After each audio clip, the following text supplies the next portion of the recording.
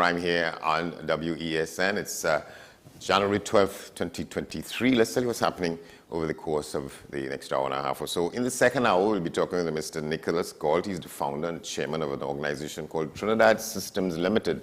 On the last edition of the program, we featured the Henrys, Juna and her husband Anthony from A&J Ice Cream.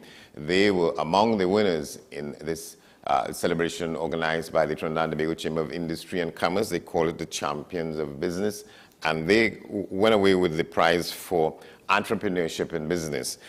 In this edition of the program, Mr. Galt was we highlighting the fact that he was entered into the Business Hall of Fame along with Langston Roach, and we're talking with him about his experiences over the years and some things he said in that gala presentation which took place at the Napa in Port of Spain. That's in the second hour of the program, Mr. Nicholas Galt. We're talking also with what looks like the Harrys, another husband and wife team here, Anna Harry and Devon Harry, managing director, both of them in an organization called Nova Pets, and that's they are entrepreneurs as well. We'll take you around the region a couple of times. We'll seek to go further afield, but right now we're talking with Mr. George Stanley Baird, former member of the Tobago House of Assembly. In its earlier days, the situation with what is happening in the Assembly at this point, what we call the rise and the fall of the party that won the election just over a year ago, and what has happened with it. Well, there continues to be bloodletting. The treasurer of the party decided to leave, and he says that there's confusion and he doesn't want to be part of that. So what is happening, and what has caused this implosion in this party that swept the polls in Tobago, like we said just a year ago, taking all but one of the places? Most of them who are sitting members of the Assembly now have resigned from the party and are campaigning as independents now. And then the General Secretary, I think, left, and now the Treasurer left. So what is happening with what is called the party, the PDP? Mr. Baird, good to see you. Good morning. Well, Happy New Year. Happy New Year. Let's start with that. To you too, and to the listening and viewing public. Let's if we look at Tobago and the historic nature of the politics, I must say that we've come a long way, but at this juncture, I would have thought that we would have actually learned the lesson. The lesson is Tobago has to actually deal with its political situation a bit differently than Trinidad. In Tobago, it's Tobago centrism is what is required.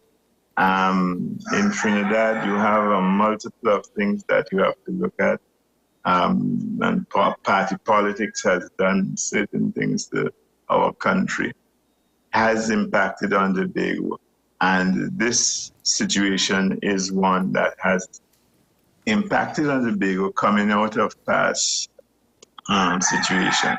It's not the first time you've had an implosion of party.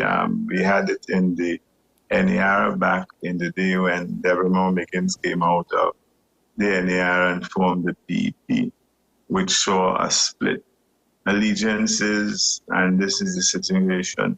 Some people are aligned to a party because of the party. Some are aligned to the party because of individuals.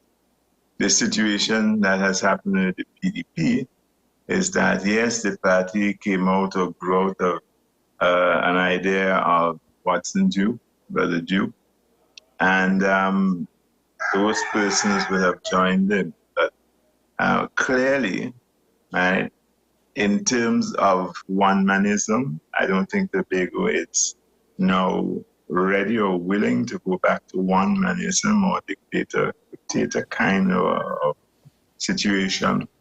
And this is why we would have had the split.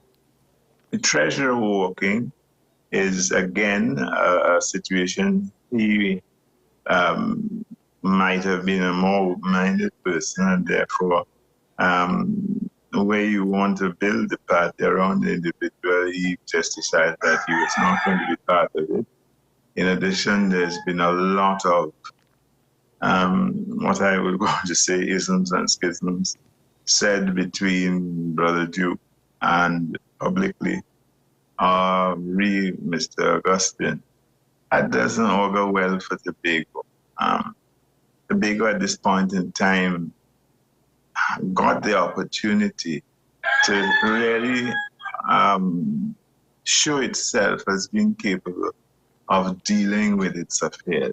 That is what the win of the PDP would have shown.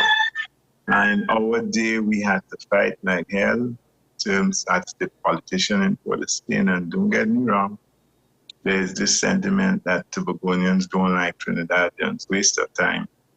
It is the politicians, the sitting politicians in Port of Spain, who really disregard the island and people of Tobago, the politicians, because they believe they are the bigger sister.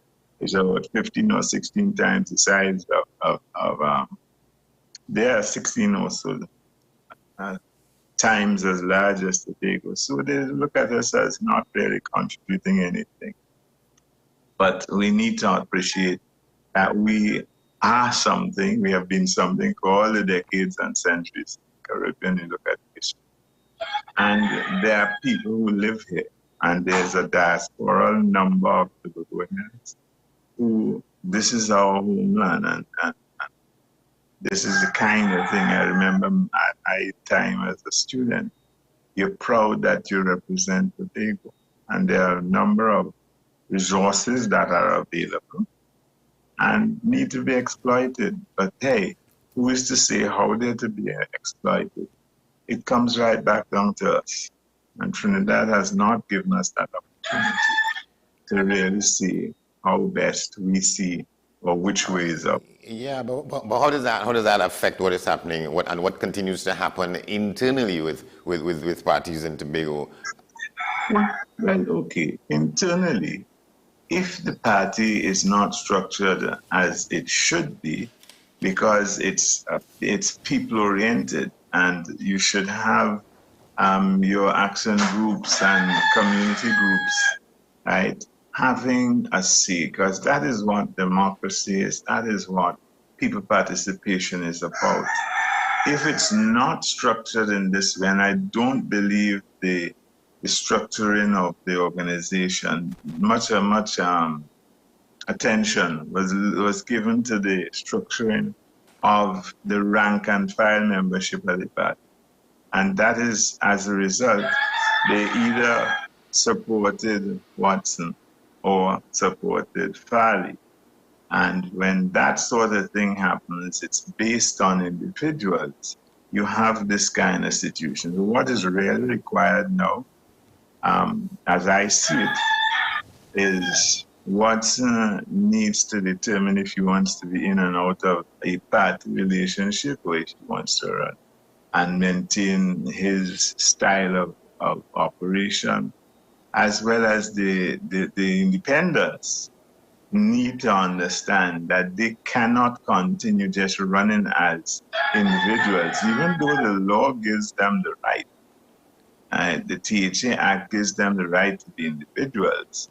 But you're really not really representing yourself. You're representing people's needs and wishes and aspirations. So there must be a structure wherever. This goes to Watson and it goes to Farley.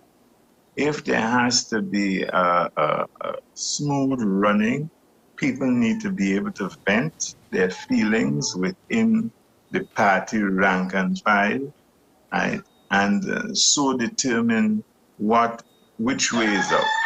But what do you think? You think this purported olive branch by Mr. Duke is going to be held? He's saying that he's prepared to reach out, and he says things about, well, anybody who can't change their mind, something's wrong with them, that kind of stuff.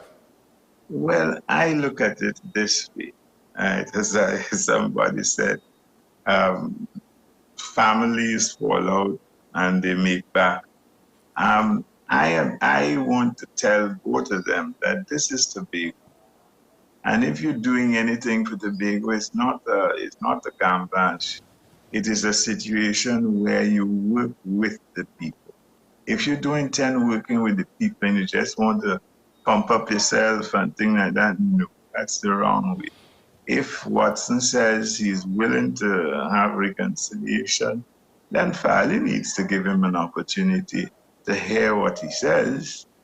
And Watson has to understand that, he might have made some wrong turns. I think he did in fact jump into the pool on the deep end, not recognizing that the act was written in a particular way. You're talking about Mr. Duke?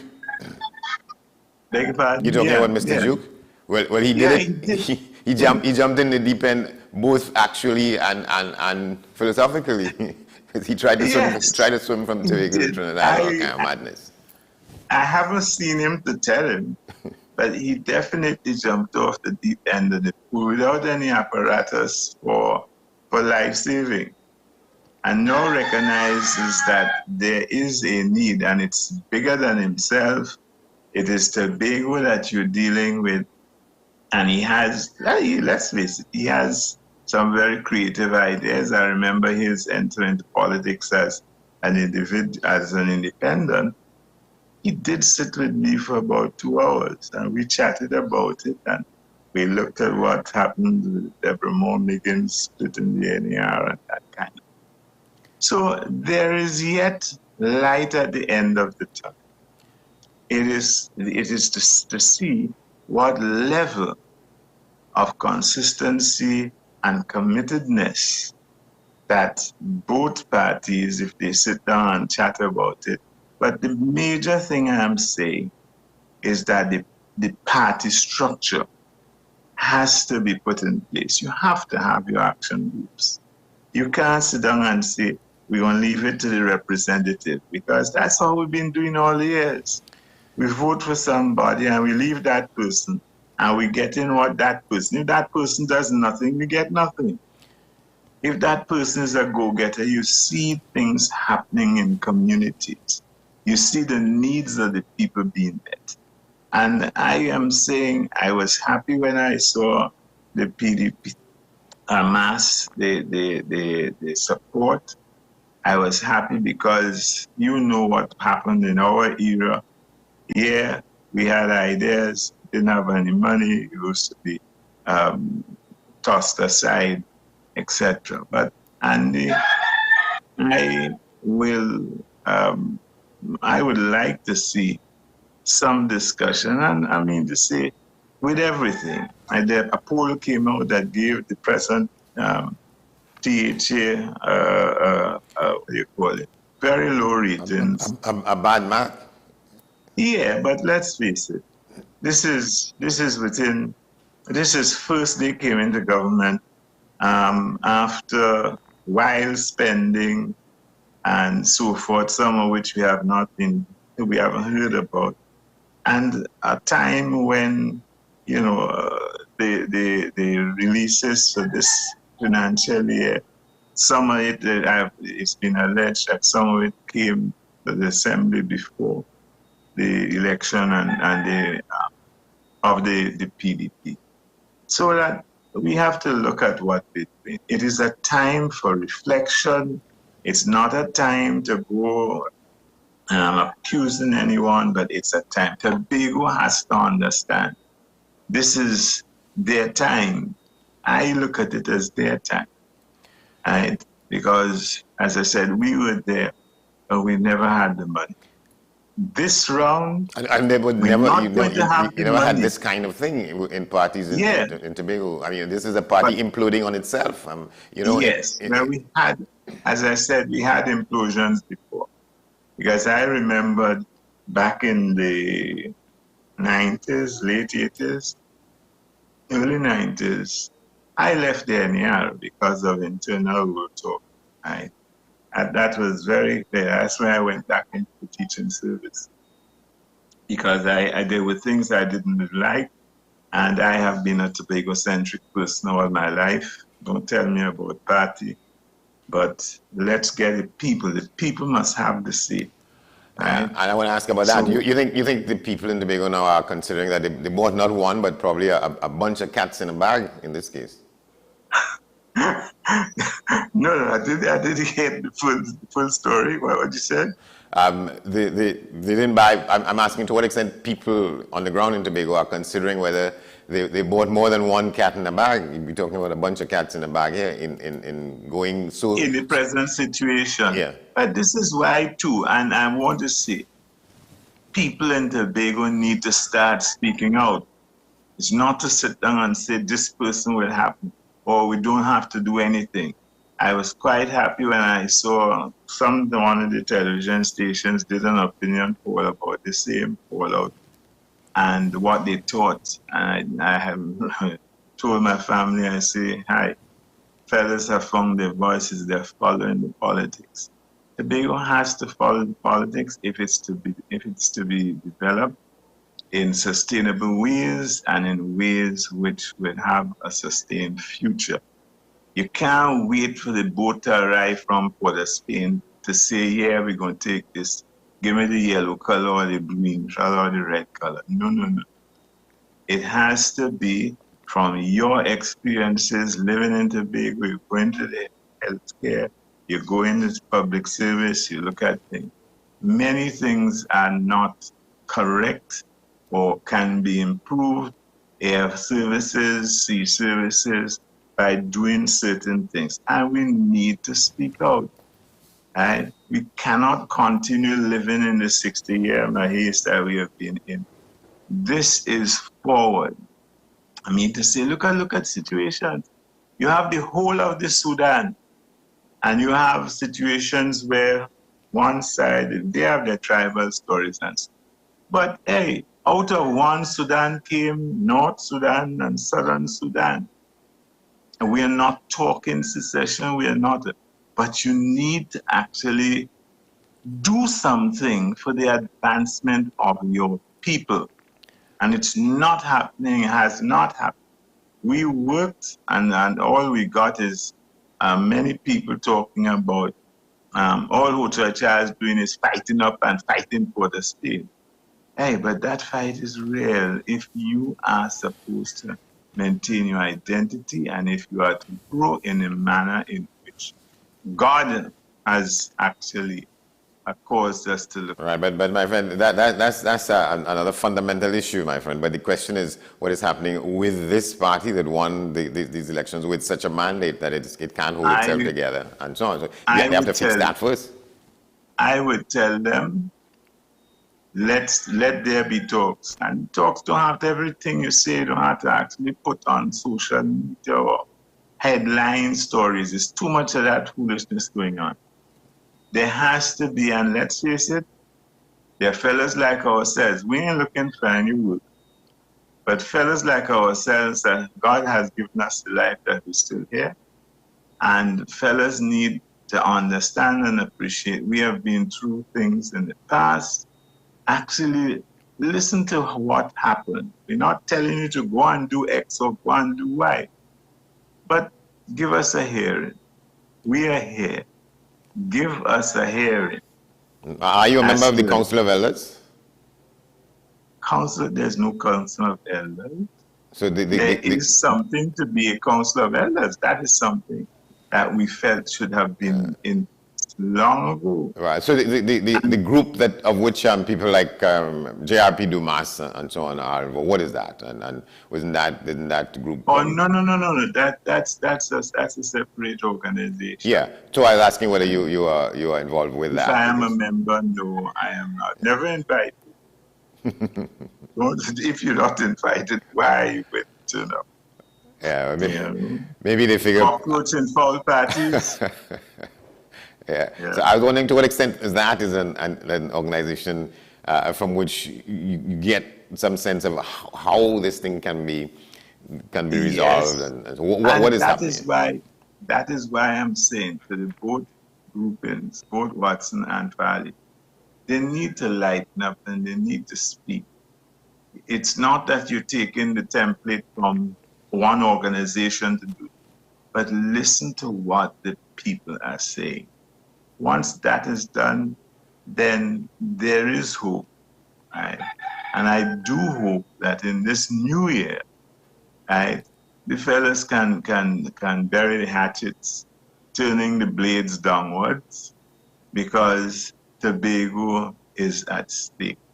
This, if it's not if you ain't get it right, according to the people, if you ain't get your sums right this time, I don't think you're going to get an opportunity to correct the sums at all. Yeah. So were you aware at all going into the election a month ago that there were these fissures in the PDP such that they would have led to this deep wound that has come about now?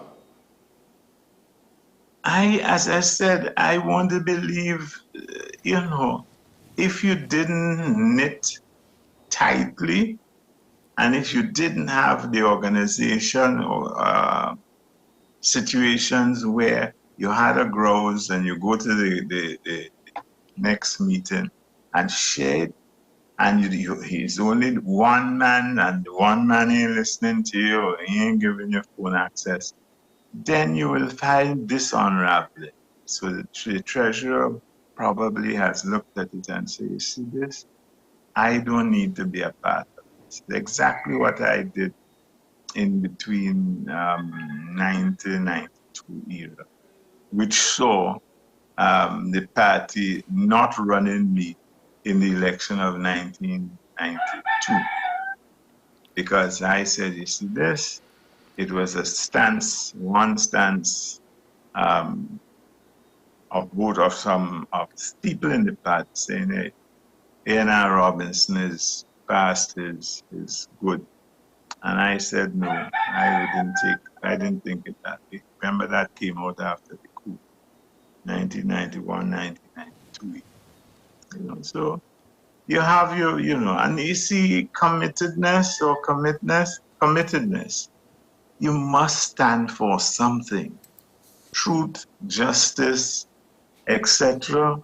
This is, if that's your stance. If you come out and want to be the new flash in the pan because you think you're looking good, that is not what Tobago wants. Tobago wants to have, for Tobago to grow, you must have committedness, right, to a situation. And that situation is to see Tobago grow and go. All right, but that's not always happening now, given what all these optics that we're seeing coming one after the other like this. But we're going to have to leave it there, my friend. George Stanley Beard, thank you very much. No problem, Andy, always. All right, we will continue to talk. We will take a break, and when we come back, Anne Harry and Devon Harry, joint managing directors of this organization called Nova Pets, will tell you what that is about. That and more to come. Stay with us.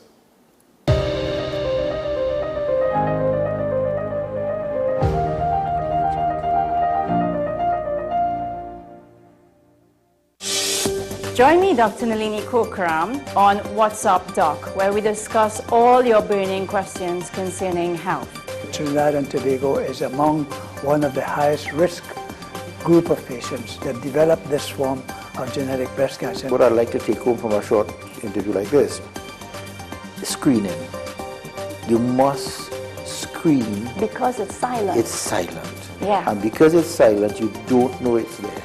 What's Up Doc, every Tuesday and Thursday on WESN, Content Capital.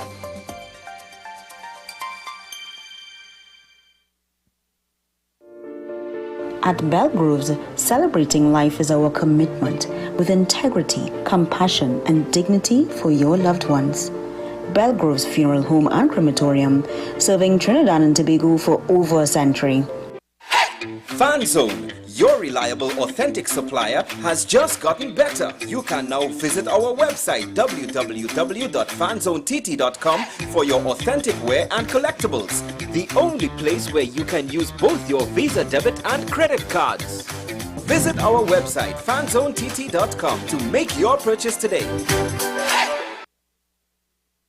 The best laptops and tablets are at dbesttoys.com. Get a Gateway 14.1-inch Ultra Slim notebook or an HP 14-inch laptop at the best prices in TNT. Get the Fire 7 tablet for $474. You can also shop the latest Amazon Fire Sticks. Call now at 32-DBEST to order or visit us in-store at Forces flagship MacBean.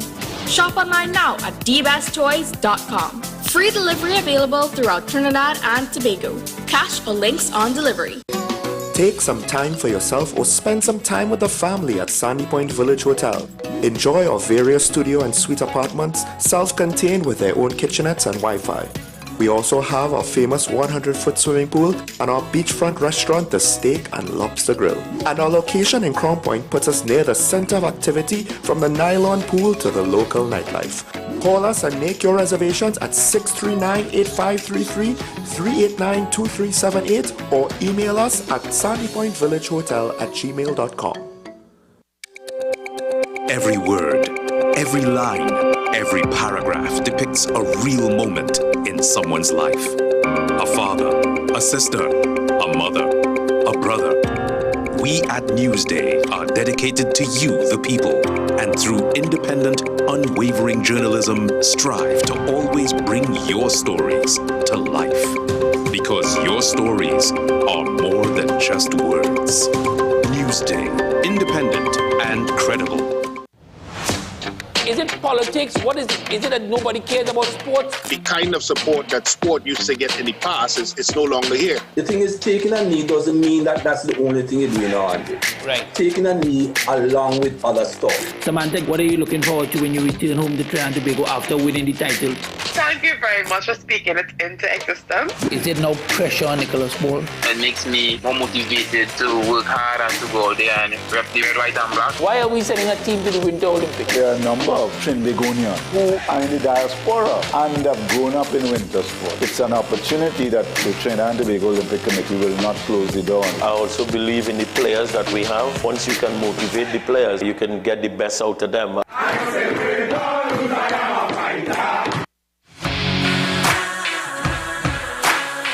Every day, we communicate through stories. Stories of ourselves, our challenges, our goals, our experiences, and our aspirations.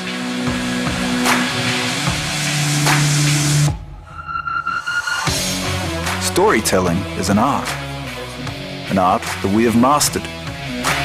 WESN Film Studios comprises a collaborative team of experts with extensive industry experience locally, regionally, and internationally.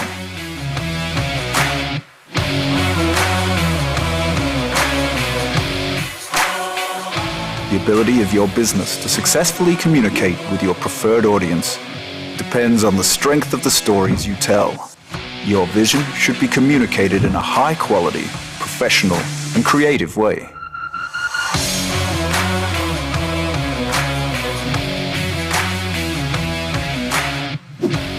From concept to post-production, advertising to film, multi-camera productions, live events, streaming, and virtual conferencing, we are WESN Film Studio.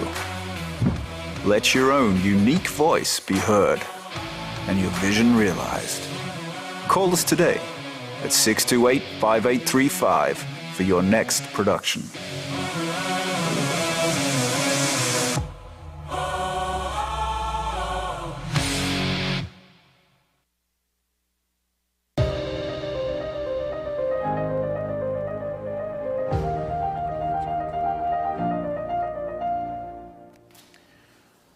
Welcome back. With us now, Anna Harry, and Devon Harry. They're joint managing directors of an organization called Nova Pets. We'll tell you what it is about. They transitioned from one other operation to this, Nova Pets. I don't want to go any further with the introduction and so on. Let's talk about, well, good to see both of you. Thank you. Let's start with you. What is Nova Pets? So Nova Pets is basically a pet store. So we don't deal with live animals. We try to do pet care and supplies. Over the years, my husband has been heavily involved in the pet industry. He actually manufactures and distributes pet care supplies. And out of that, having all this industry knowledge, we decided to diversify the business. So we have industry knowledge, so we just diversified and went into Nova Pets. But we were able to identify a lot of gaps in the pet industry, primarily around COVID. We realized that a lot of businesses had issues with trade, like important things or getting things cleared on time. So, you know, Devon was able to manufacture products to meet a specific need, but also we were able to identify, you know, things that were missing in certain pet stores, certain types of products. You would hear customers asking for, you know, because the pet world or the pet market has really and truly evolved. It's not just somebody wanting a pet.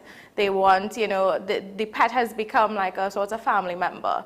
So Nova Pets really and truly, we have hand-selected, hand-curated a wide range of pet care products and supplies to really and truly meet the market, the need for pet care supplies. Yeah, well, I can tell you that to me, it's a lesson that I'm learning now. We have a parrot, and I got it when my daughter was you know, very, very tiny, and she grew into making us understand that this parrot is part of the family. It's 20-something years old now, and so on. And you know, she sends me to pet stores, and I didn't even know existed. There's one on Picton Street, not too far from where we are here now.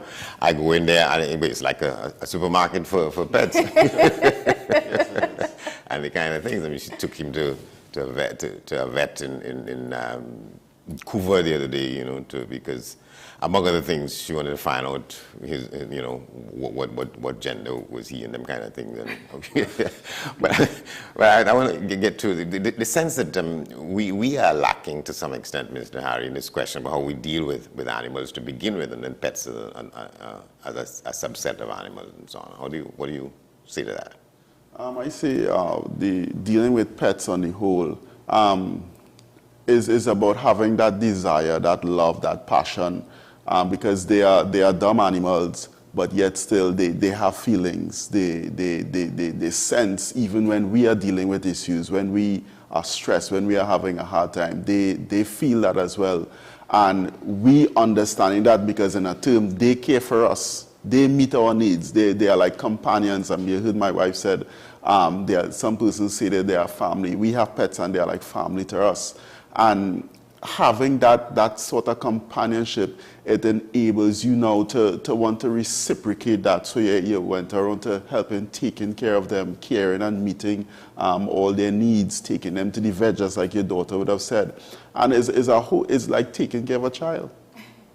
Yeah, but let's come to the question of how discuss with us this business about joint managing directorship and so on. Let me get from you and then come from you. Well, as you know, Anna is my wife, and based on our educational background, we both have our MBA in entrepreneurship, innovation, and management. So we work well together on planning and strategizing the business. We came about Nova Pets, but Nova Pets again stemmed from a previous organization which I had started back in 2017, where we started manufacturing pet care products. And when you start within the industry, you get to realize that it's not a one-man show. You need support, you need ideas, you need somebody who is able to work well with you to produce ideas, to come and be creative. Let's sit down and strategize and plan. And that's where my wife came in as a partner, as a lifelong partner. She came in and we worked together well, planning and strategizing and say, okay, this is what we're going to do. This is how the organization is going to grow. This is what we need to do to take it to the next level. You know, so having been able to manufacture in one segment and having the industry knowledge, we decided now that this is the time to emerge into a new market. To what extent this itself is an emerging kind of trend? Because yesterday in the program we spoke with two people, this organization called A&J Ice Cream, June and Adrian. So they won one of the awards for entrepreneurship at the Chamber of Commerce in November. Again, they are sort of joint runners of this thing. Talk a little bit about how do you decide who calls the shot on this, that, or the other? How do you split that up, the final decision making, or it's never a case of one person? You all come to an agreement, whatever it is, where a strategic decision has to be made. Well, truthfully, I would say it's about balance, and we tend to do that well. Devon is the one who would come up with all the great ideas, and he is he's definitely the risk taker, so he'll go off on like 100. Whereas I'm the calculated risk taker. I'm the one who will say, okay, give me these stats. Let me do some research into this. Let me kind of, find out more about it, because again, he has the industry knowledge. So yeah, we're able to strike that balance, and in terms of calling the shots, I would say we come to a mutual agreement. Yeah, you spin a coin or something. No. But it seems that sometimes you act as a curb on his enthusiasm. Of course, Yes. course, Right. because even like when he came up and he said he wanted to start the pet store, we're doing a million other things. It's not just this. I mean, I have a normal corporate career. Yeah. So I'm like, how much more? But again, it's my husband, we'll support him, and I know we can do it. It's just about finding, again, the balance and, seeing if it's feasible or not. Yeah. And this organization is still relatively new, right? Correct. What are some of the things you're finding out that you didn't know before you decided to go this way? Well, primarily for me, I am now learning about all the products, because Devon has been heavily involved in the pet industry, whereas I have really and truly just, been the one behind the scenes, just planning how he does his things in terms of managing his business, but not so much in the industry. So for me, it's about like product knowledge. Like I had a lady come up to me last week, Saturday, and she asked me about, a product I can use, that she can use to restrain cats from coming in her yard or something. And I'm like, something like that exists? I didn't even know that. And then Devon said, yes, it does exist. Really? Yeah. Well, what is it? Because my wife has an issue, but she's allergic to cats and so on. And a couple of people in the neighborhood. And we just have some premises where apparently they come and find stuff in the back of the yard and in front of the yard and so on. But she's just allergic to them. So let's talk about what they can do. There's a product on the market. One of the suppliers in Trinidad here brings it down. I think it's a spray, it's an off spray. So what you do is that you just spray the premises with it, or you spray, if you don't want the pet to come inside, you spray certain areas, and that keeps them off. It's like a repellent. Yeah. In some cases, she won't see them. Something, she's inside and she knows that a cat is in the yard and she gets dizzy. Yeah, so you just have to get the product. You can get it at any pet store. It's available. I think what is happening now is that there was a short supply in it. There's a short supply in it because of now shipping and whatnot is a big issue. So there was a shortage in the supply, but now I think it's coming back. And even some of my customers asking me, well, Devon, are you going to formulate something to meet this need? So that's basically how it works, as well as sometimes the customers say, okay, this is a shortage. Could you meet this need? Could you manufacture this? Could you make because this? I wanted to come to that because I think Anna said earlier that, at some point you created some stuff to treat. Correct. With whatever the issue was at the time. So that's part of sort of your inclination is to you can manufacture stuff that is needed. That basically come about from in school. We started breeding dogs. So I had several dogs at one point in time. I had over 6 or 8 dogs at one point in time, breeding and selling. I used that as a little hobby while going to school. Yeah. And having all that amount of dogs, it would have been difficult going to school full time and caring for these dogs financially because products were so expensive. So I started to do my research. Part of my degree was doing a bit of chemistry. So I started. It would have to be, certainly. Yes. So I started doing my little research and I started my little trial and error and I started mixing and I started utilizing it on my dogs and it was working well. I followed the right guidelines, I followed the right mixtures and measurements and I started mixing for my dogs and supplying them. And afterwards, we started introducing it to my neighbors, and my neighbors started saying, well, Devon, this is working really good. I think you should sell this. I think you should manufacture this. You should take it to another level. And that's where Keldon Enterprises was built in. Yeah. And so Nova Pets came out of Keldon Enterprises. Correct. Talk a little bit about that. Correct. So basically, Keldon Enterprises, again, we manufacture pet care products. And Nova Pets, Devon came up one day, sometime in the last quarter of last year, 2022, and he said, let's start a pet store. And Nova Pets was birthed. It took operationally about 6 weeks to get it off the ground. To get it going. Yeah, yeah, because again, we have industry knowledge connections. We could probably make things happen a lot faster. And yeah, we started Nova Pets. Yeah, you said something about something you all discovered during the pandemic. I mean, this is another story again about how possibilities were seen because of the lockdown and because of the restrictions that we had to enforce on ourselves, and new ideas, new visions. And this is not the first time I'm hearing about, or we're hearing about people who found a way forward by the sort of constraints on our lives during the pandemic. Of course. Yeah. Of course. And you were saying that in that period, something was happening that sort of tipped you all off to go this way. Yeah, because clearly there was a high demand. I mean, I think one of the essential services that was open was pet stores. There was a high demand for pet supplies. A lot of people were home, so people were probably buying more pets than usual, perhaps caring for their pets more than usual. So there was a high demand, and there were a lot of supply gaps in the market because persons couldn't get things cleared off the port in time or whatever. So Devon had to then, because a pet store owner might call him and say, you know, we're out of this particular product. Is there something that you can do?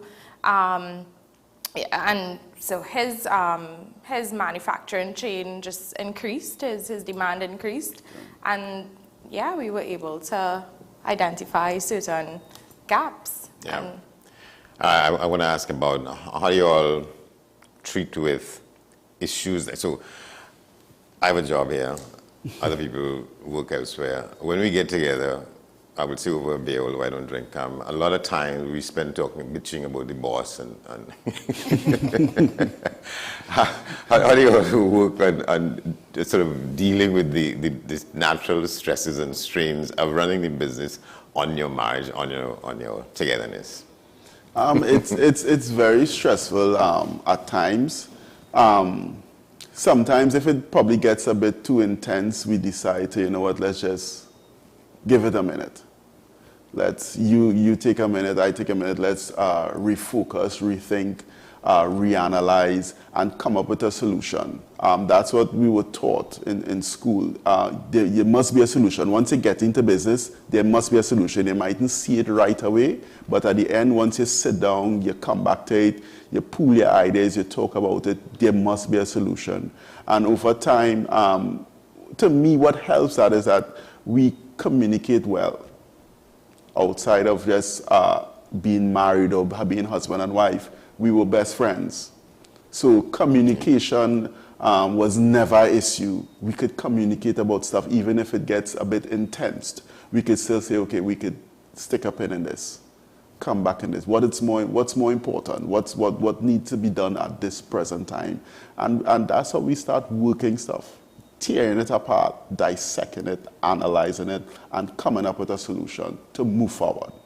Yeah. What do you say to people, Anna, about who may have ideas that they want to pursue this kind of way, entrepreneurship? How do you? Well, I would say for sure entrepreneurship is no easy walk in the park. Entrepreneurship definitely has to be something you're passionate about.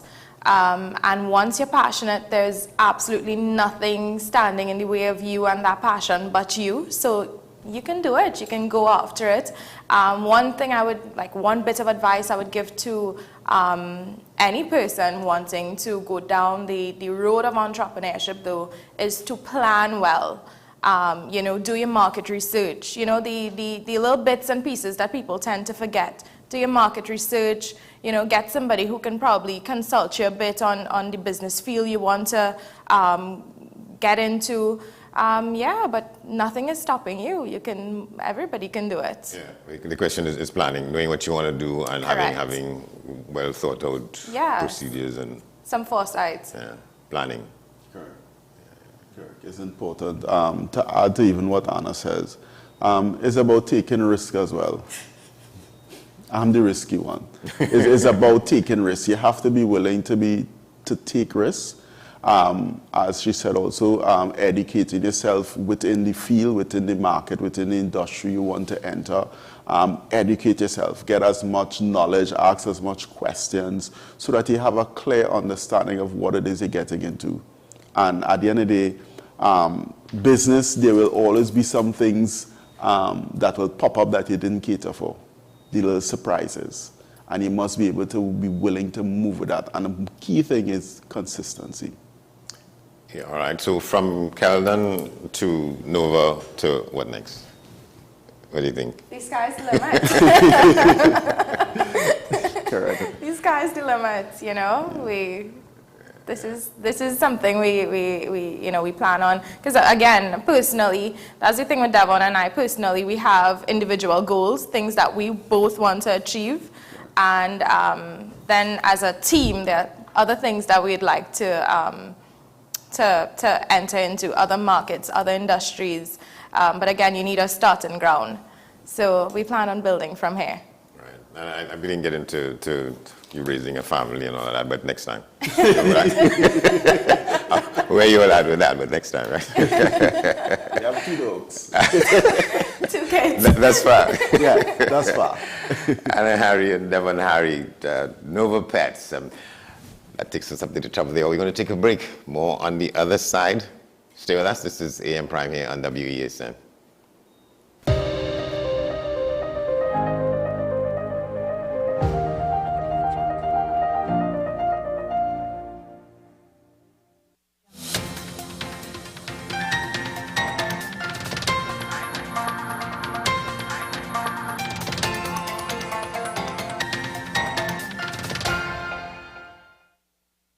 Here's your WESN News on the Hour. I am Denise Martin. Thanks for joining us. Here are the headlines. Duke not faced by PDP resignations. Works Minister addresses Tabaquite Road issues. 1 suspect held and 7 stolen vehicles recovered. And internationally, more than 1,200 to be charged for Brazil riot. Now for the details. PDP leader Watson Duke says the recent resignation within the party is irrelevant.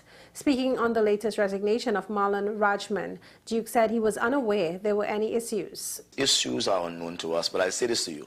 Mr. Rajman is not of concern to the executive because we understand fully well what teams are to manage. Teams go through some stages. One of the very important stage after forming is storming. And so what we are seeing now is a storm. But would the storm last long? Works and Transport Minister Rohan Sinanan said remedial works will continue in affected areas within the Kuva Tabaquite Talparo Regional Corporation. So we cannot run away from the fact that the Tabaquite area is an area that have always been prone to landslips going back the last 50 years. And it all has to do again with the soil type in the area. We do at the Ministry of Works, we are responsible for certain sections of the Tabaquite area where we are faced with some challenges as well with landslips.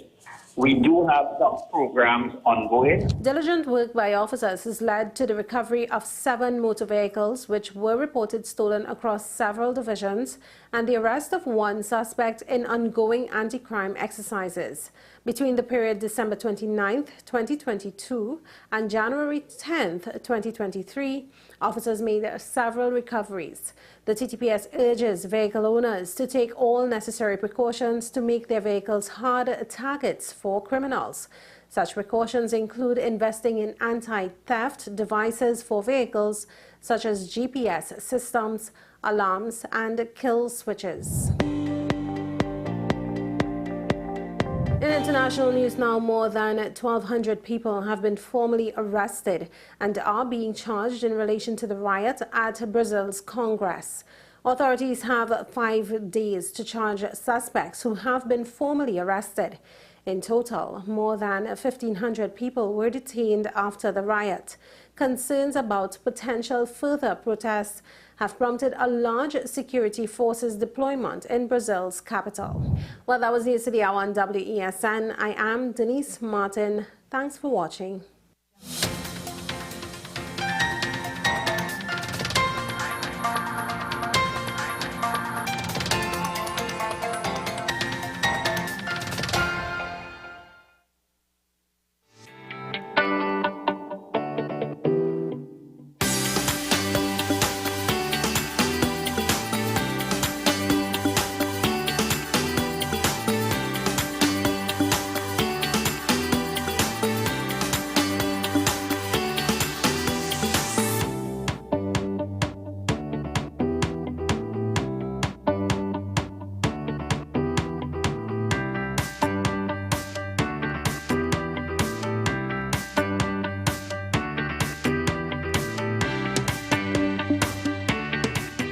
on the next episode of Nicole Larson Live. Living in victory every day.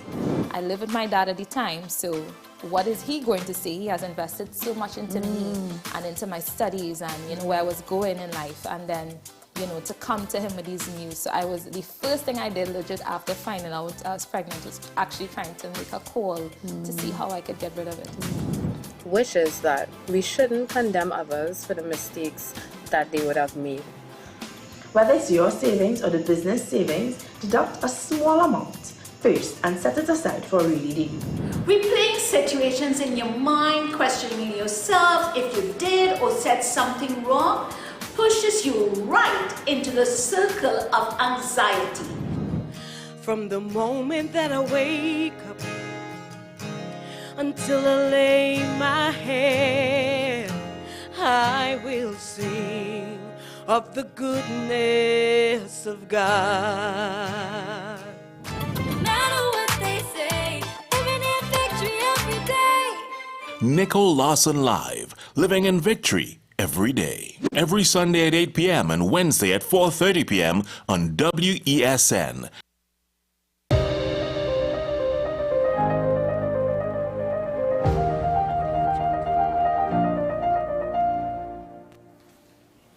Welcome back to the program. Well, we expect to be talking moments from now with Mr. Nicholas Galt. He's the founder and chairman of an organization called the Trinidad Systems Limited. He was inducted into the Business Hall of Fame in Trinidad and Tobago at the awards function organized by the Trinidad and Tobago Chamber of Industry and Commerce in November. He talked about running this business and some of the challenges that he'd faced over 39 years. Well, more than that in business.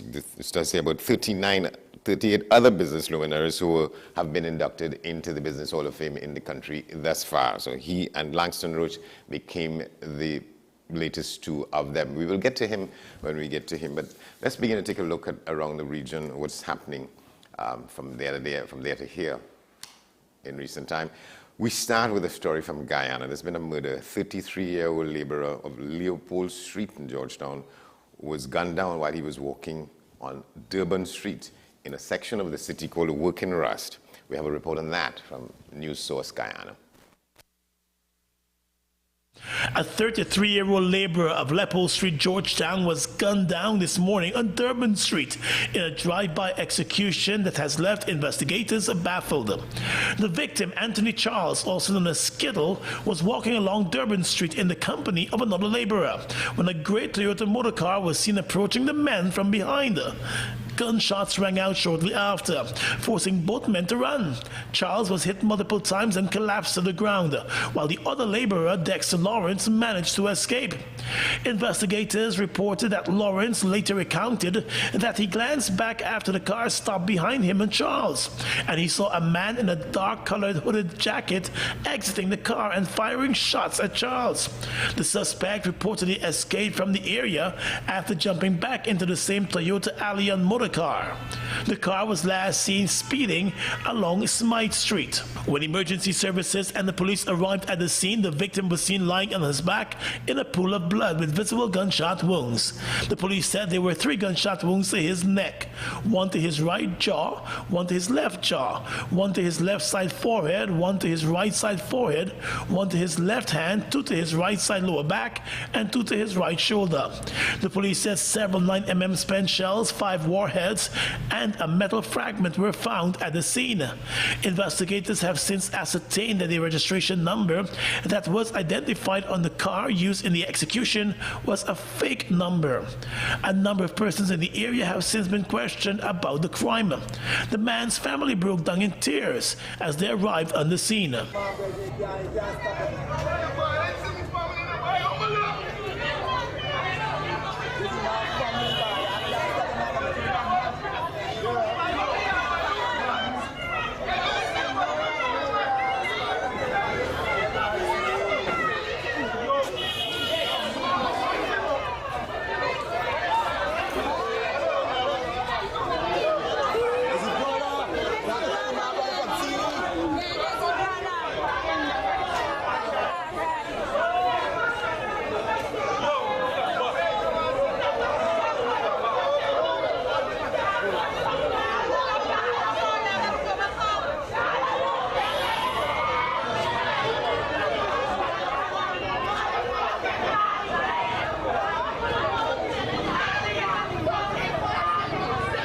The murder victim, Anthony Charles, was well known to the police and had previous brushes with the law. 5 years ago, he was charged in connection with an armed robbery case. At the time of his execution this morning, Charles was working in the Durban Street area as part of a cleanup initiative with local contractors hired by the government. All right, and to St. Lucia now, where the Prime Minister, Philip J. Pierre, delivered his New Year's address to the nation on Sunday evening. HTS News Force has more. Bear with me as I now turn to the monster in the room, the vexing issue of crime.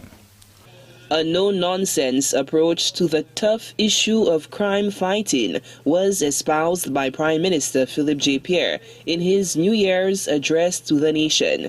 He says plans are afoot to build and capitalize on the momentum of the Royal St. Lucia Police Force in cracking down on illegal firearm possession.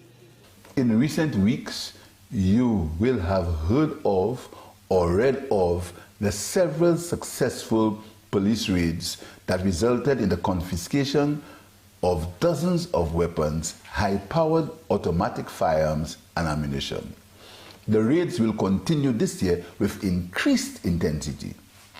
But is the problem of crime more a symptom of the culture of complicity and willful blindness? There are concerns that the benefits from the proceeds from ill-gotten gains have clouded the judgment of those who are supposed to know better. Prime Minister Philip J. Pierre warns the public that silence in this instance is not golden, and citizens need to renounce and repudiate crime at all levels if the island is to extricate itself from this macabre morass.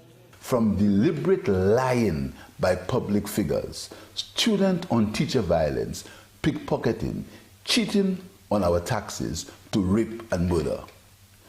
It is worth reminding ourselves that in today's world, what is considered the most basic weapons in the war on crime must include dedicated crime fighters, appropriately equipped forensic labs, trained manpower, vehicles, detection equipment, border patrols, adequate police housing, and witness protection. In St. Lucia, with our limited resources, we are trying to improve our capabilities in all these areas. Notwithstanding, I truly believe that if we can agree to set aside our differences and work in unity toward a common goal, if we can permit ourselves to see that where crime thrives, all of us become victims of our own device, that there can be no rampant crime if not supported by tacit public approval. 2022 was the second deadliest year on record in St. Lucia, with 72 known homicides. Pierre has expressed his administration's resolve to beat back the scourge of criminality on the island. All right, and this next report is from Barbados, where there's been highly anticipated increases in taxi fares. Well, those have been put into effect. We have this report from the Caribbean Broadcasting Corporation there. The new rates, which came into effect today, were published in the official gazette. And based on the tables, you could be forking out a total of $179 for the 41.8-kilometer journey from the Grantley Adams International Airport in Christchurch to the Animal Flower Cave in St. Lucie. Now, going that same destination from Bridgetown will cost $128, and if one's making the 18.6-kilometer journey from Bridgetown to Speightstown, it will now cost $86. Rates for different points across the island are also included in the schedule. Taxi drivers at the Bridgetown port and those who operate independently support the move. We have a lot of problems with tourists coming from airport to the seaport, and then when we have to take them back, they have an argument that the prices, but I only paid $46 coming down, when the price here is something totally different. So it's due time that that price, match the same as port to sea, as port to air, sorry. I have no problem with it. We did have to put our price at the lid bay and do a letter to let the people know that we're waiting our prices because the diesel price is going up. They adjusted everything else. They adjusted the prices of food. They adjusted the taxi rates. Except everything they adjusted. Now they got to put it there, they adjust it. They don't have anything to say. Right? They just live. So wait, they can't live with this too. And here's what potential passengers had to say. Price is hot, man.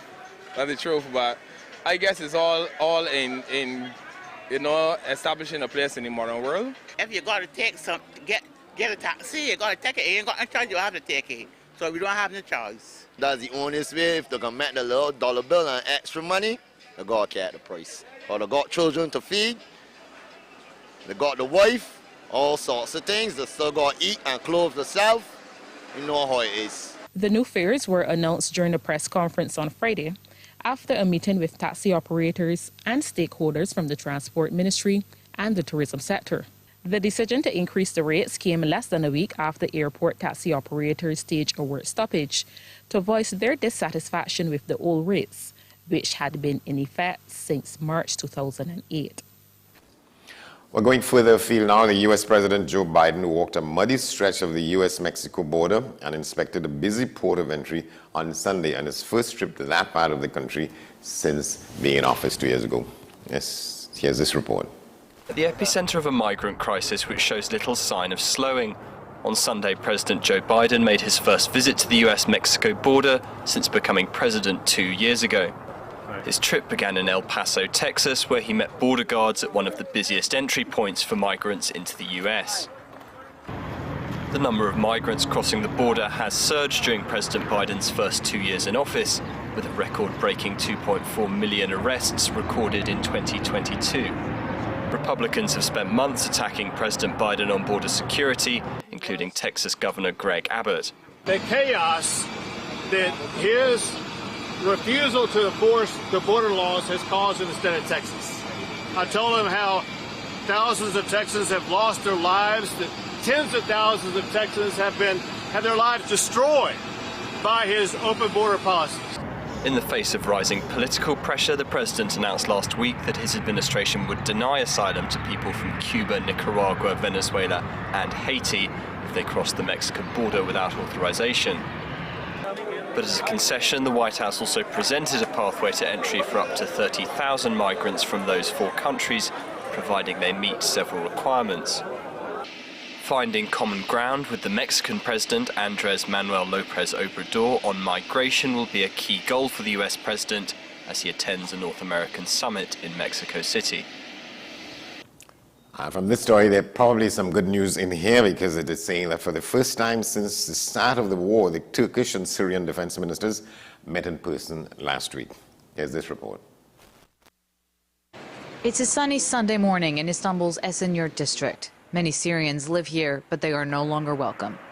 In my building, 90% of people are foreigners. Of course, their problems back home must be solved, but they have already spent enough time in our country. If there is peace in their country, I want them to go back. But as it stands, they're victims of the situation, so they can still stay. The mayor of the district belongs to the CHP, the main opposition party. Sending Syrians back has become its main campaign message. This morning, everything is ready. The bus, the podium. A ceremony to celebrate the departure of dozens of Syrians was to take place, but the government cut the grass under their feet. Our Syrian citizens were picked up from their addresses and taken to the nearest immigration bureau. From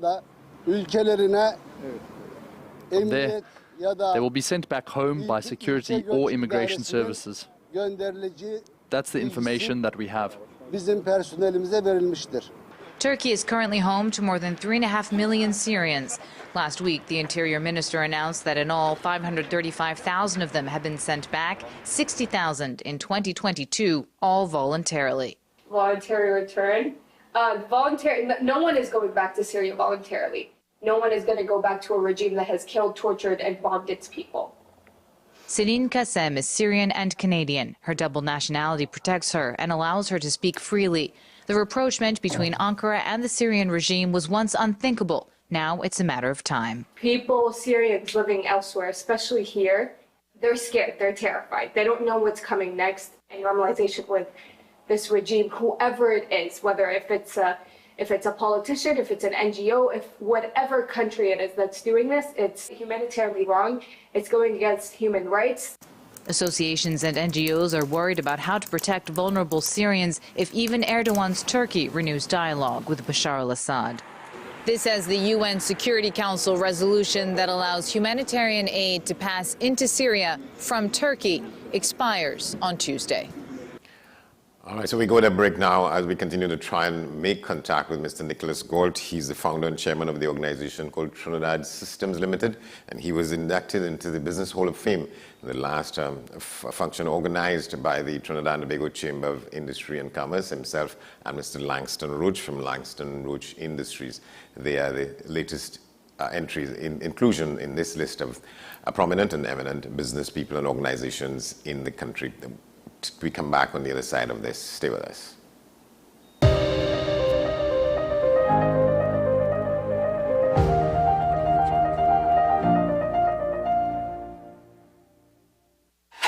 FanZone, your reliable, authentic supplier, has just gotten better. You can now visit our website www.fanzonett.com for your authentic wear and collectibles.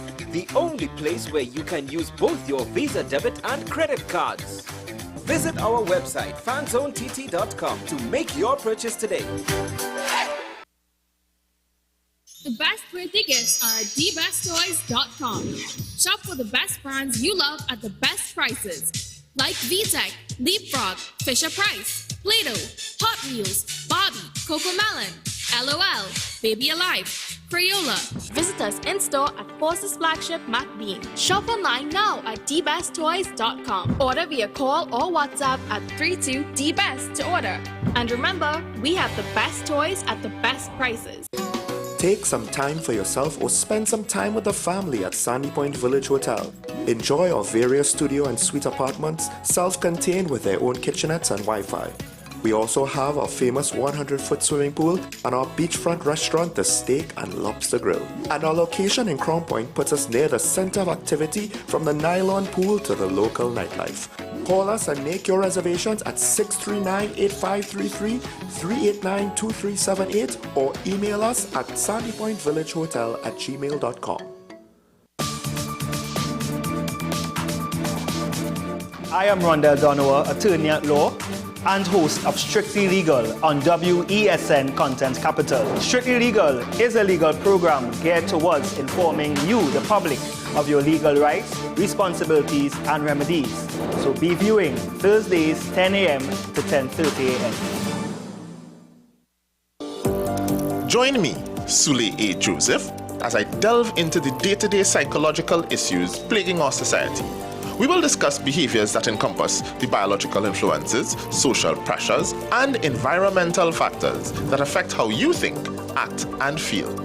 Sight, Thursdays at 11:30 a.m., only on WESN, Content Capital. With society plagued by a host of issues, with debates surrounding our urgent concerns falling short, with questions of our future not always being answered. The conversation continues. Join me, Kemuel Pascal, as the voice of the youth comes to life. We will confront the controversial topics of today's world to gain answers that are key for a better tomorrow. One and One with me, Kemuel Pascal. Wednesdays at 10 a.m. Only on WESN, Content Capital.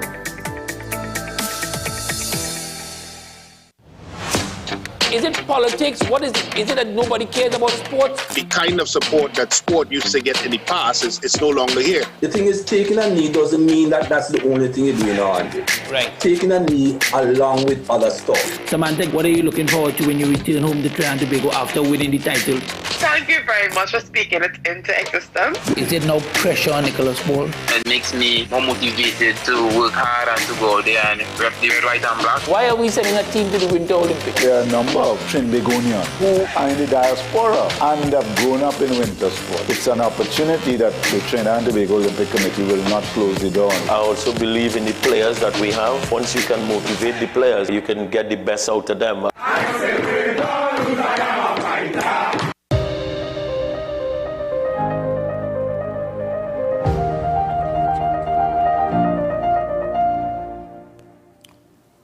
welcome back. Well, we could tell you that while we continue to try and reach Mr. Galt, we have a little slice of what he said on the evening in which he was inducted into the Business Hall of Fame in Trinidad and Tobago. You get that in a few minutes from now. But let's continue to look around the region. We're going to Jamaica now, where they say there's still a serious challenge with the shortage of teachers. And we have a report on that from TVJ.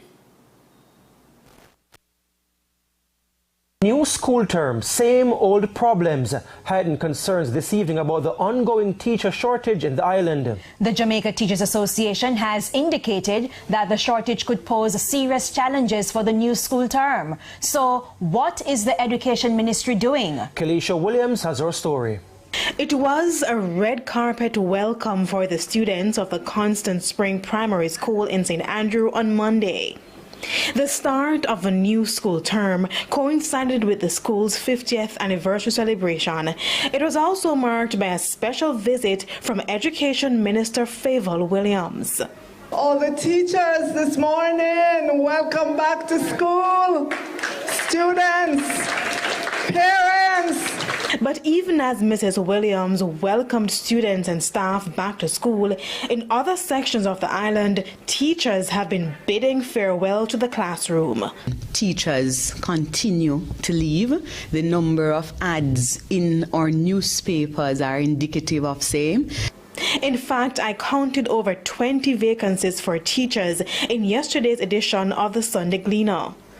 President of the Jamaica Teachers Association, Sonia Harrison, said she has been trying to gather her own data on how bad the shortage is heading into the new term. To date, we have had 51% of 51 responses, and of that number, they would have recorded 49% having teachers leaving from between 1 to 5 from September of last year, and since December of that number, 32% would have recorded persons who would have resigned.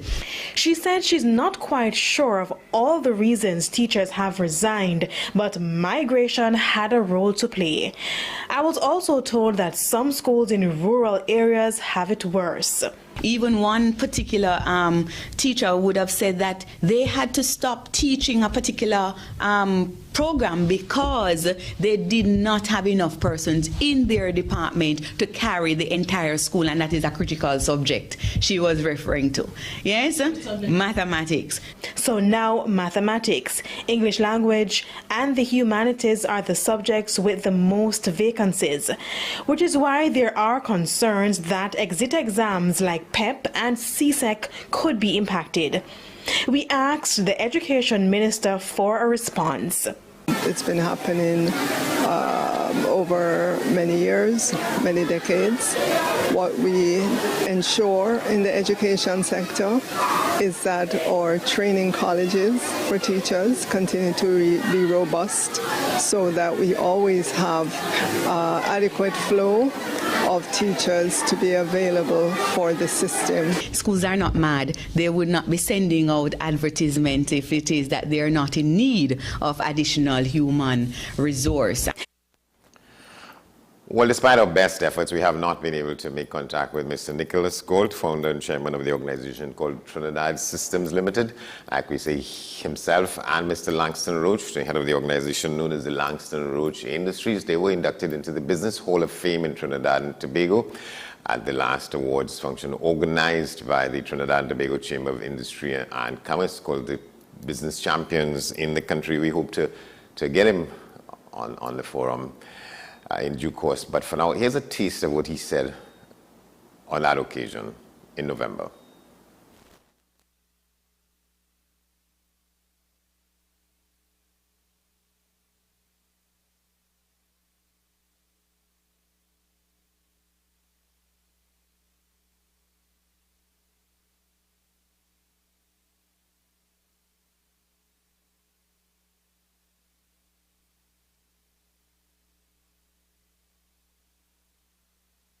Well, he didn't actually speak. He was just handed the trophy there for his achievement. But as we close it out, let's just tell you about what to watch. And this is not an everyday that you come downstairs and discover that your son is a savant. Jude Naime Yekofi, 11 years old, surprised his father one morning by playing the keyboards as if he had taken lessons for years. So we ask you to watch this.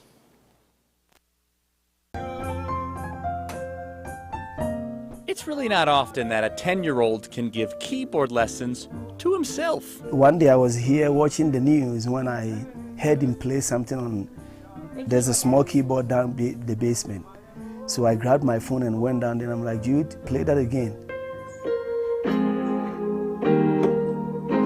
This was in February of last year when Jude, who has autism, made his father realize that his youngest son could basically hear anything and then figure out how to play it immediately. Even our station jingle. Oh, it changes octaves now.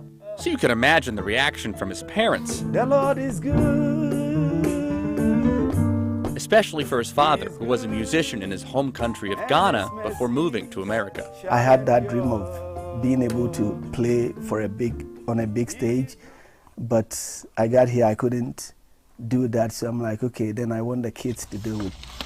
Yeah, so this is him. But Jude's unexpected virtuosity also felt like a blessing because of his health problems early in life. He looked tiny with all those machines going off. That must have been horrible. Yes.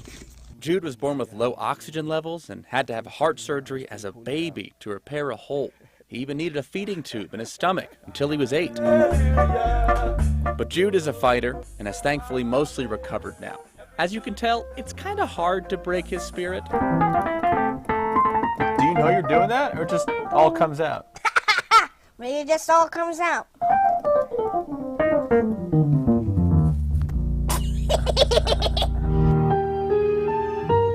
Now at 11 years old, Jude is all over YouTube, he plays weddings, he's the lead keyboardist at their church in Aurora, and... That's him.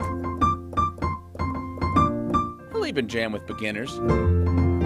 But no matter how many accolades he racks up in his young and sudden career as a maestro, their family can only see this one way. Looking at his situation, also his diagnosis, how he was born in the gene, and now the way he's played, yeah, it's just God alone. It's a miracle. In Aurora, Danny New, Denver 7. Well, that's what you call phenomenal. And that's our broadcast for this edition of the program. We thank you for watching. We tell you, as always, you can get in touch with us here at AM Prime at WESNCC. Check us out on all our social media platforms. You could send your mail to amprime@wesncc.com. As usual, in half an hour, we have news at the top of the hour, followed by today's edition of Talking Point, which aren't small. But for now, that's it. Thanks for watching. We thank our guests. I'm Andy Johnson. We'll see you tomorrow.